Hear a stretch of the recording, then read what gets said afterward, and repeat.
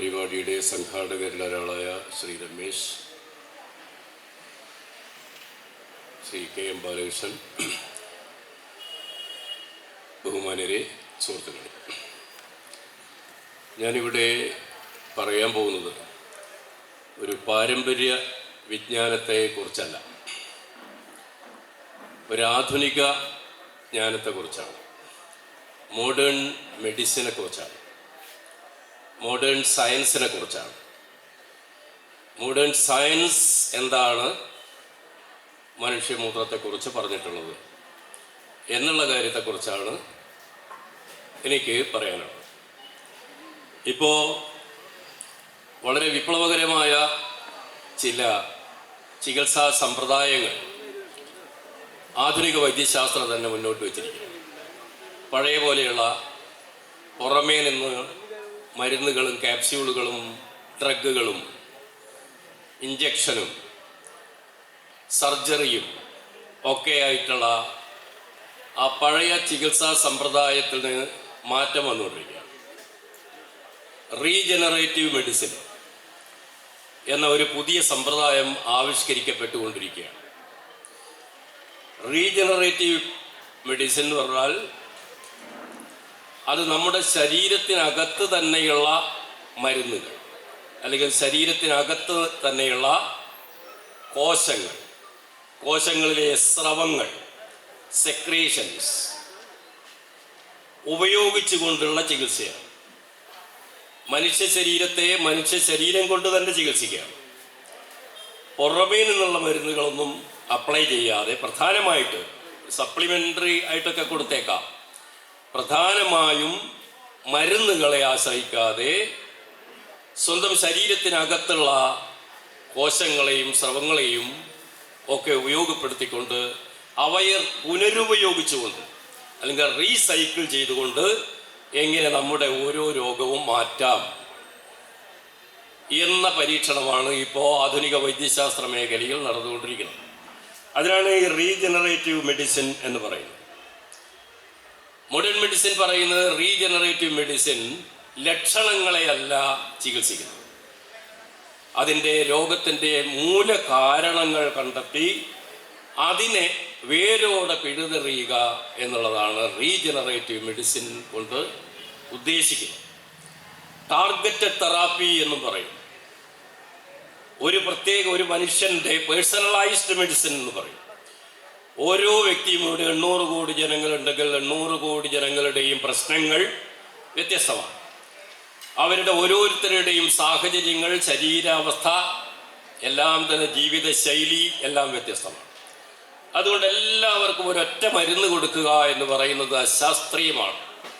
ഒരു പാരാസെറ്റാമോൾ എന്ന് പറഞ്ഞാൽ ഉണ്ടാക്കിയിരിക്കുന്നത് ഏതെങ്കിലും ഒരു വ്യക്തിക്ക് വേണ്ടിയല്ല, ലോകത്തിലുള്ള മുഴുവൻ വ്യക്തികൾക്കും വേണ്ടി ഒരൊറ്റ മരുന്ന് കൊടുക്കുകയാണ്. അത് ശാസ്ത്രീയമാണോ എന്ന് ശാസ്ത്രജ്ഞർ തന്നെ ചിന്തിച്ചുകൊണ്ടിരിക്കുകയാണ്. ലോകം മുഴുവൻ തന്നെ, ചില സ്ഥലത്ത് അത് നിരോധിച്ചിട്ടുണ്ട്. അമേരിക്കയിൽ നിരോധിച്ചതാണ് പാരാസെറ്റമോൾ. ഇവിടെ ഡോക്ടറുടെ ഉപദേശം കൂടാതെ നമ്മൾ വാരി കഴിക്കുന്നതുമാണ്. അപ്പോൾ ഇത്തരത്തിലുള്ള മരുന്നുകൾ എല്ലാവർക്കും ഒരേപോലെ ഉപയുക്തമാണോ, അല്ലെങ്കിൽ അത് പ്രയോജനപ്രദമാണോ, അതല്ല എന്നുള്ള ഒരു അറിവിലേക്കാണ് regenerative medicine, precision medicine, personalised medicine, ഓരോ വ്യക്തിക്കും അവൻ്റേതായ മരുന്ന് കൊടുക്കുക. ഒരു വ്യക്തിയുടെ ശരീരത്തിലുള്ള സെക്രീഷൻ എന്ന് പറയുന്നത് അയാളുടെ ശരീരത്തിൽ മാത്രമുള്ളതാണ്. അപ്പോൾ ആൻറ്റിബോഡി എന്ന് പറഞ്ഞാൽ ഏത് രോഗം നമ്മൾക്ക് ബാധിക്കുമ്പോഴും രക്തത്തിൽ അതിനെതിരെ പ്രതിരോധിക്കുന്ന ഒരു പ്രതിരോധ സംവിധാനം നമ്മുടെ ശരീരത്തിനകത്ത് പ്രവർത്തിക്കുകയും അതിൻ്റെ അടിസ്ഥാനത്തിൽ പ്രത്യൗഷധങ്ങൾ നമ്മുടെ ശരീരത്തിൽ ഉൽപ്പാദിപ്പിക്കപ്പെടുകയും ചെയ്യുന്നു. അതിനാണ് ആൻറ്റിബോഡി എന്ന് പറയുന്നത്. ആ ആൻറ്റിബോഡി നമ്മുടെ ശരീരത്തിൽ മാത്രമേ ഉണ്ടാവൂ.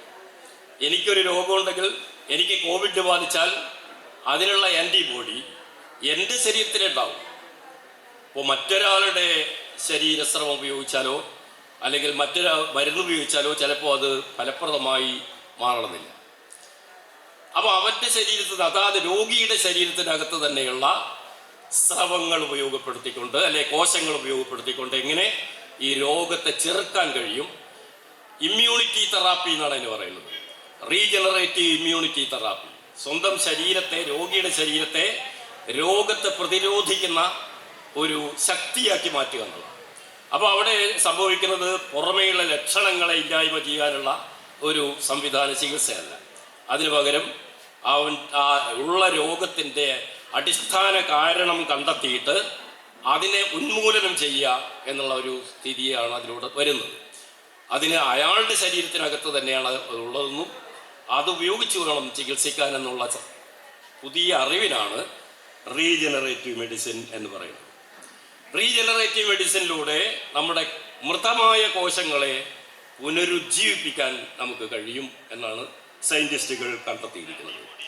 ഉദാഹരണത്തിന് നമ്മുടെ രക്തത്തിലെ 55% വരുന്ന ഭാഗം പ്ലാസ്മ എന്ന് പറയുന്ന ഒരു ദ്രാവകമാണ്. അതൊരിളം മഞ്ഞ നിറമുള്ള ഒരു ദ്രാവകമാണ്. 45% എന്ന് പറയുന്നത് ചുവന്ന രക്താണുക്കളും വെളുത്ത രക്താണുക്കളും പ്ലേറ്റ്ലെറ്റുകളും 3 മാത്രമേ ഉള്ളൂ. അത് 44% ചുവന്ന രക്താണുക്കളാണ്. 1% പ്ലേറ്റ്ലെറ്റുകളും പിന്നെ വെള്ള രക്താണുക്കളാണ്. അപ്പോൾ ഈ പ്ലാസ്മ തെറാപ്പി എന്ന് പറയുന്ന റീജനറേറ്റീവ് മെഡിസിനാണ്. പ്ലാസ്മ, ഈ 55% വരുന്ന പ്ലാസ്മ, അതിനകത്താണ് നേരത്തെ ഇവിടെ സൂചിപ്പിച്ച 3079, ചിലപ്പോൾ അതിനേക്കാൾ കൂടുതൽ, മൂത്രത്തിലുള്ളതാണ് 3079, രക്തത്തിൽ അതിന് കൂടുതൽ കാണും. ഘടകങ്ങളെല്ലാം തന്നെ ഉണ്ട് എന്ന് പറയുന്നത് ഈ പ്ലാസ്മയിലാണ്. അപ്പോൾ ആ പ്ലാസ്മ എടുത്തിട്ട് ഒരു രോഗിയുടെ രക്തത്തിലെ 55% വരുന്ന ആ മഞ്ഞ നിറമുള്ള ദ്രാവകം പ്ലാസ്മ, പോഷക സമൃദ്ധമായ പ്ലാസ്മ എടുത്ത് ആ രോഗിയിൽ തന്നെ റീസൈക്കിൾ ചെയ്യുന്ന പരിപാടിക്കാണ് റീജനറേറ്റീവ് മെഡിസിൻ എന്ന് പറയുന്നത്. ഇപ്പോൾ നമ്മൾ കോവിഡ് ബാധിച്ച സമയത്ത് വ്യാപകമായി ഗവൺമെൻറ് പ്രചരിപ്പിച്ചത് പ്ലാസ്മ തെറാപ്പി, ഇതിനുള്ള ചികിത്സ എന്നുള്ളതാണ്. പക്ഷെ പിന്നീട് അത് വേണ്ടത്ര ഫലപ്രദമല്ല എന്ന് പറഞ്ഞു. അത് എന്തുകൊണ്ടായിരിക്കാം? കാരണം അത് മറ്റൊരാളുടെ പ്ലാസ്മയാണ് എടുക്കുന്നത്. എനിക്ക് രോഗം ബാധിച്ചാൽ അതിനെ ചെറുക്കാനുള്ള ആൻറ്റിബോഡി എൻ്റെ ശരീരത്തിലാണുള്ളത്. അപ്പോൾ എൻ്റെ പ്ലാസ്മ എടുത്ത് തന്നെയാണ് ചികിത്സിക്കേണ്ടത്. അങ്ങനെയായിരുന്നില്ല പ്ലാസ്മ തെറാപ്പിയിൽ ചികിത്സിച്ചിരുന്നത്. അതുകൊണ്ടായിരിക്കാം ചിലപ്പോൾ അതത്ര ഫലപ്രദമല്ല എന്ന് പറയും. അപ്പോൾ സ്വന്തം ശരീരത്തിനകത്ത് തന്നെയാണ് സ്വന്തം ശരീരത്തിനുള്ള മരുന്നുള്ളത് എന്ന ഒരു കാഴ്ചപ്പാടിലൂടെയാണ് പുതിയ സമ്പ്രദായം വരുന്നത്. അതിലൂടെ ഈ പ്ലേറ്റ്ലെറ്റ് കലർന്ന പ്ലാസ്മ ചേർത്തുള്ള തെറാപ്പി, പ്ലാസ്മ മാത്രമല്ല പ്ലേറ്റ്ലെറ്റും കൂടെ ചേർത്തിട്ടുള്ള അപ്പോഴും ശരീരത്തിനകത്ത് തന്നെയുള്ള സംഗതിയാണ് അവിടെ വരുന്നത്. അതുപോലെ മറ്റൊന്ന്, ഇപ്പോൾ വളർച്ച പ്രാപിച്ച് കൊണ്ടിരിക്കുന്ന, അമേരിക്കയിലൊക്കെ തന്നെ വളർന്നുകൊണ്ടിരിക്കുന്ന ഒരു ചികിത്സാ സമ്പ്രദായമാണ് സ്റ്റെം സെൽ തെറാപ്പി എന്ന് പറയുന്നത്. മൂലകോശ ചികിത്സ. മൂലകോശം എന്ന് പറഞ്ഞാൽ നമ്മുടെ ഏത് കോശമായിട്ടും രൂപാന്തരം പ്രാപിക്കാൻ കഴിയുന്ന അതിശക്തമായിട്ടുള്ള ഒരു ഔഷധ മൂല്യമുള്ള ഒരു സംഗതിയാണ് സ്റ്റെം സെൽ അല്ലെങ്കിൽ മൂലകോശം. മൂലകോശങ്ങൾ നമ്മുടെ ഏത് അവയവത്തിനും ബാധിച്ചിരിക്കുന്ന പരിക്കുകളെയും ഡാമേജുകളെയും പരിഹരിക്കാൻ കഴിയുന്ന ഒരു സംഗതിയാണ് ഈ മൂലകോശം എന്ന് പറയുന്നത്. അപ്പോൾ ആ മൂലകോശം ഉണ്ടാകുന്ന നമ്മൾ മജ്ജയിലാണ്. അപ്പോൾ ആ മൂലകോശം എടുത്തുകൊണ്ടുള്ള ചികിത്സ, വീണ്ടും അത് റീസൈക്കിൾ ചെയ്തുകൊണ്ടുള്ള ചികിത്സ, ബ്ലഡ് ക്യാൻസർ പോലുള്ള പലതരത്തിലുള്ള രോഗങ്ങൾക്ക് ഈ സ്റ്റെം സെൽ തെറാപ്പി ഇപ്പോൾ ഉപയോഗപ്പെടുത്തിക്കൊണ്ടിരിക്കുകയാണ്. അപ്പോൾ അതും വാസ്തവത്തിൽ എന്താണ്, നമ്മുടെ ശരീരത്തിലുള്ള ഒരു സ്രവം തന്നെ ഉപയോഗപ്പെടുത്തിക്കൊണ്ട് ചെയ്യുന്ന ഒരു തെറാപ്പിയാണ് സ്റ്റെം സെൽ തെറാപ്പി എന്ന് പറയുന്നത്. അപ്പോൾ അത് റീജനറേറ്റീവ് മെഡിസിനിൽ പെടുന്നതാണ്. ഇനി വേറൊന്ന് ഇപ്പോൾ അടുത്ത കാലത്ത് തുടങ്ങിയിട്ടുള്ളതാണ് എക്സോസോം തെറാപ്പി. എക്സോസോം തെറാപ്പി എന്ന് പറഞ്ഞാൽ എക്സോസോമുകൾ കൊണ്ടുള്ള തെറാപ്പി ചികിത്സ. എക്സോസോം എന്ന് പറഞ്ഞാൽ എന്താണ്? എക്സോസോം എന്ന് പറഞ്ഞാൽ നമ്മുടെ കോശങ്ങൾ, കോടാനുകൂടി കോശങ്ങൾ കൊണ്ടാണ് നമ്മുടെ ശരീരം ഉണ്ടാക്കിയിരിക്കുന്നത്. അപ്പോൾ ഈ ഓരോ കോശവും ഒരു സ്രവം, സെക്രീഷൻ പുറത്തേക്ക് ഇങ്ങനെ വിടുന്നുണ്ട്. അതൊരു കമ്മ്യൂണിക്കേറ്റീവ് ഏജൻ്റായിട്ട് മറ്റ് കോശങ്ങളുമായിട്ട് പ്രതിപ്രവർത്തിക്കുന്നുണ്ട്. മറ്റ് കോശങ്ങളിലേക്ക് അതിൻ്റെ വിജ്ഞാനം ഇങ്ങനെ പ്രസരിപ്പിക്കുന്നുണ്ട്. ആ സ്രവത്തിനാണ് സെക്രീഷനാണ് എക്സോസോം എന്ന് പറയുന്നത്, കോശസ്രവം. അപ്പോൾ അതെടുത്തുകൊണ്ടുള്ള ചികിത്സ, അതാണ് എക്സോസോം തെറാപ്പി എന്ന് പറയുന്നത്. റീജനറേറ്റീവ് മെഡിസിൻ്റെ മറ്റൊരു ഏറ്റവും പുതുതായിട്ട് കണ്ടെത്തിയിരിക്കുന്ന ഒരു ചികിത്സാ സമ്പ്രദായമാണ് എക്സോസോം തെറാപ്പി എന്ന് നമ്മൾ പറയുന്നത്. അതേപോലെ ആൻറ്റിബോഡി തെറാപ്പി എന്ന് പറഞ്ഞ് മറ്റൊന്നുണ്ട്. അതായത് നേരത്തെ പറഞ്ഞതുപോലെ ഏത് രോഗം നമ്മളെ ബാധിച്ചാലും അതിനെതിരെ പ്രതിപ്രവർത്തിക്കുന്ന, അതിനെ ചെറുക്കാൻ വേണ്ടി ശ്രമിക്കുന്ന പ്രതിരോധ സംവിധാനം നമ്മുടെ ശരീരത്തിലുണ്ട്. അപ്പോൾ ആ സംവിധാനത്തിൻ്റെ പ്രവർത്തന ഫലമായിട്ട് രക്തത്തിൽ ആൻറ്റിബോഡികൾ ഉണ്ടാകും. ഏത് രോഗം ബാധിക്കും ആൻറ്റിബോഡി ഉണ്ടാവും. ആൻറ്റിബോഡി പ്രബലമായി കഴിഞ്ഞാൽ, അതുകൊണ്ടാണ് നമ്മളിപ്പോൾ കോവിഡിനുള്ള വാക്സിൻ. എന്താണ് വാക്സിൻ? കോവിഡിൻ്റെ അണുക്കളെ തന്നെയാണ് കുത്തിവെക്കുന്നത്. അപ്പോൾ കോവിഡിൻ്റെ അത്ര തീക്ഷ്ണമല്ലാത്ത വീക്കായിട്ടുള്ള അണുക്കളെ വാക്സിനിലൂടെ കുത്തിവെക്കുമ്പോൾ കോവിഡ് ഇല്ലാത്ത ഒരാൾക്കാണ് കുത്തിവെക്കുന്നത്. അപ്പോൾ എന്താണ് ചെയ്യുക? ഇത് കോവിഡ് അണുക്കളാണ് എന്നുള്ള ഒരു ധാരണ ശരീരത്തിനുണ്ടാവുകയും രക്തത്തിൽ പെട്ടെന്ന് തന്നെ ഇതിനെ ചെറുക്കാനുള്ള ആൻറ്റിബോഡികൾ നിറയെ ഉണ്ടാവുകയും. അപ്പോൾ ഈ ആൻറ്റിബോഡികളെല്ലാം കൂടി ചേർന്ന് ഈ അണുക്കളെ നശിപ്പിക്കുന്നു. കോവിഡിൻ്റെ അണുക്കളെ നശിപ്പിച്ചു, അതോടെ രോഗവിമുക്തനാകും. പക്ഷേ ഈ ആൻറ്റിബോഡി അവിടെ തന്നെ കിടക്കുന്നു. ഉണ്ടായ ആൻറ്റിബോഡി അവിടെ തന്നെ ഉണ്ടാവും. പിന്നീട് യഥാർത്ഥത്തിലുള്ള കോവിഡ് അകത്തേക്ക് കടന്നു വരികയാണെങ്കിൽ പെട്ടെന്ന് തന്നെ അതിനെ ഇല്ലായ്മ ചെയ്യുന്നു. അതാണ് വാക്സിൻ്റെ തത്വം എന്ന് പറയുന്നത്. അതുകൊണ്ട് വാക്സിനിലൂടെ കുത്തിവെക്കുന്നത് അതേ രോഗത്തിൻ്റെ അണുക്കളെ തന്നെയാണ്. അപ്പോൾ ഈ ആൻറ്റിബോഡി തെറാപ്പി എന്ന് പറയുന്ന ഒരു ചികിത്സാ സമ്പ്രദായം ഇപ്പോൾ വളർന്നു വന്നുകൊണ്ടിരിക്കുകയാണ്. അതും ഒരു റീജനറേറ്റീവ് മെഡിസിൻ്റെ ഭാഗമാണ്. കാരണം അത് നമ്മുടെ ശരീരത്തിനകത്തുള്ള ഒരു സ്രവത്തെ തന്നെ, അല്ലെങ്കിൽ അതിലുള്ള ഒരു ആൻറ്റിബോഡി എന്നുള്ള ആ സംഗതിയെ തന്നെ ഉപയോഗപ്പെടുത്തിയിട്ട് നമ്മളെ രോഗമുക്തമാക്കാൻ കഴിയുമോ? അങ്ങനെ ഒരു നാച്ചുറലായുള്ള റിപ്പയറിങ് നമ്മുടെ ശരീരത്തിന് നടത്താനുള്ള കഴിവിനെ പ്രോത്സാഹിപ്പിക്കുകയാണ്. ഇതിലൂടെ ഒരു ഹീലിംഗ് സിസ്റ്റം വളർത്തിയെടുക്കുകയാണ് സ്വയം തന്നെ. അതാണ് അവിടെ സംഭവിച്ചുകൊണ്ടിരിക്കുന്നത്. ഇനിയിപ്പോൾ മാതൃഭൂമി പത്രത്തിൽ കഴിഞ്ഞ ഒരാഴ്ച മുമ്പ്, 2-3 ദിവസം മുമ്പ് ഒരു വാർത്ത വന്നിരുന്നു. അതിൽ വന്നതെന്താണെന്ന് വെച്ചാൽ IIT ബോംബെയിലെ ഇന്ത്യൻ ഇൻസ്റ്റിറ്റ്യൂട്ട് ഓഫ് ടെക്നോളജി അവരൊരു പുതിയ ചികിത്സാ സമ്പ്രദായം വളർത്തിയെടുത്തിരിക്കുന്നു. അല്ലെ, പുതിയൊരു കണ്ടെത്തൽ, പുതിയൊരു ഗവേഷണം നടത്തിയിരിക്കുകയാണ്. അതെന്താണ്?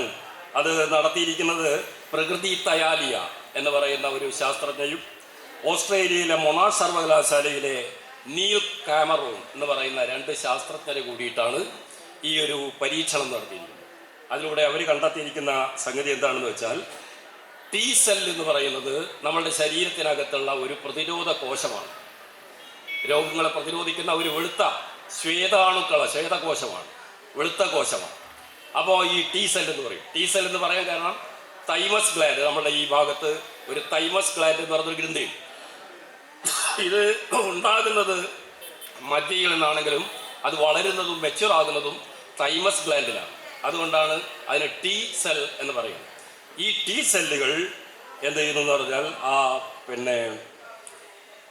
T സെൽ വീണ്ടും നമ്മൾ ഒരു രോഗിയുടെ, ക്യാൻസർ രോഗിയുടെ ശരീരത്തിൽ നിന്ന് T സെൽ ശേഖരിച്ചിട്ട് അത് ലബോറട്ടറിയിൽ വളർത്തിയെടുത്ത് അതിനൊരു കോളനിയാക്കി മാറ്റി അത് വീണ്ടും നമ്മൾ റീസൈക്കിൾ ചെയ്യുന്ന സമയത്ത്, അല്ലെങ്കിൽ ശരീരത്തിനകത്തേക്ക് കൊടുക്കുന്ന സമയത്ത് രോഗിയുടെ പ്രതിരോധ സംവിധാനം ശക്തമാവുകയും ആ രോഗത്തെ വേരോടെ, ഏത് രോഗമാണോ ആ രോഗത്തെ വേരോടെ ഇല്ലായ്മ ചെയ്യുകയും ചെയ്യുന്നു എന്നുള്ള ഒരു പുതിയ കണ്ടുപിടുത്തമാണ് ഈ IIT ബോംബെ കഴിഞ്ഞ ആഴ്ച വന്നൊരു ന്യൂസിൽ പറയുന്ന സംഗതിയാണ്. അപ്പോൾ അതും വാസ്തവത്തിൽ എന്താണ്, നമ്മുടെ ശരീരത്തിനകത്ത് തന്നെ ഉള്ള കോശങ്ങളെ ഉപയോഗപ്പെടുത്തിക്കൊണ്ട്, T സെൽ എന്ന് പറയുന്ന ഒരു കോശമാണ്, ആ കോശത്തെ ഉപയോഗപ്പെടുത്തിക്കൊണ്ട് നടത്തുന്ന ഒരു ചികിത്സാ സമ്പ്രദായത്തെക്കുറിച്ചാണ് പറയുന്നത്. അപ്പോൾ 1928 ഈ പെനിസിലിൻ എന്ന് പറയുന്ന ആൻറ്റിബയോട്ടിക് ആദ്യമായിട്ട് കണ്ടുപിടിക്കുന്നത് നമ്മുടെ അലക്സാണ്ടർ ഫ്ലമിംഗ് കണ്ടുപിടിച്ചു. അദ്ദേഹം ഈ ബാക്ടീരിയ ചെറുക്കുന്നതിന് വേണ്ടി ആൻറ്റിബയോട്ടിക്സ് ആണ് കണ്ടെത്തുന്നത്.